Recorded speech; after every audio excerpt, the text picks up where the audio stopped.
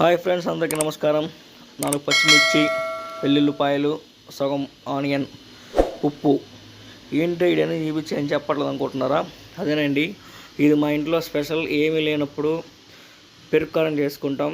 ఎంత బాగుంటుందంటే అంత టేస్ట్ బాగుంటుంది. దీంట్లో మీగడ వేసి చేస్తాం, ఓన్లీ మీగడ ఉపయోగిస్తాం.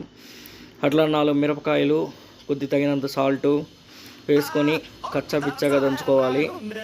ఇది మా ఇంట్లో బిర్యానీ చేసినా సరే ఇదైతే కంపల్సరీగా మేము చేసుకుంటాం. బాగుంటుంది, సింపుల్ రెసిపీ. మీరు ట్రై చేయండి. అట్లాగా మిర్చిని కచ్చా పిచ్చాగా దంచుకోవాలి, పూర్తిగా నలగకుండా కచ్చా ఒక 70% నలిగే చేసుకోవాలి. చేసుకున్న తర్వాత వెల్లుల్లి కరెక్ట్ 4, ఎక్కువ మంది తినే వాళ్ళు ఎక్కువ వేసుకోవచ్చు. 4 వెల్లుల్లి వేసుకుని అవి కూడా కచ్చా దంచుకోవాలి, పూర్తిగా నలగకుండా ఉండాలి. తర్వాత సగం ఆనియన్ వేసుకొని అది కూడా దంచేసుకోవాలి. అది కూడా పూర్తిగా కాదు, ఒక 70% అయితే చూసుకోవాలి.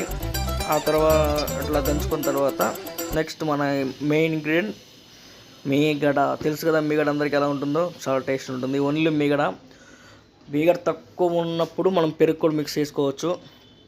బట్ మా ఇంట్లో ఎప్పుడు మీగడ ఉంటుంది కాబట్టి మీగడ వేసుకున్నాం. ఆ మీగడని మొత్తం, ఆ మీగడ మన ఇష్టం, ఎంత క్వాంటిటీ తీసుకోవచ్చు, మనకు ఎంత కావాలంత మీగడని మొత్తం ఆ దంచిన మొత్తాన్ని మీగడలో వేసేసుకొని మొత్తం నీట్గా ఆ చిన్న రోలు మన ఇంట్లో నాకు తెలిసి అందరి ఇంట్లో ఉంటాయి. ఆ చిన్న రోల్లో దంచుకొని ప్రశాంతంగా మొత్తం తోడేసుకోవాలి.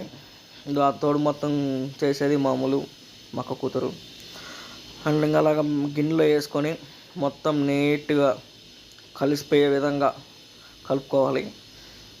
నీట్గా కలిపేసుకొని ఒకసారి ఉప్పు చూసుకోండి.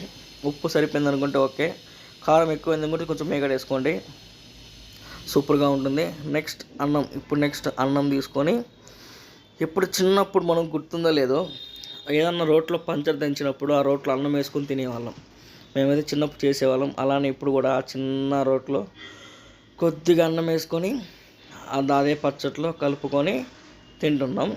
చూసి ఎలా ఉందో మీరు కూడా చెప్పండి ఫ్రెండ్స్. బాయ్, లైక్ చేయండి.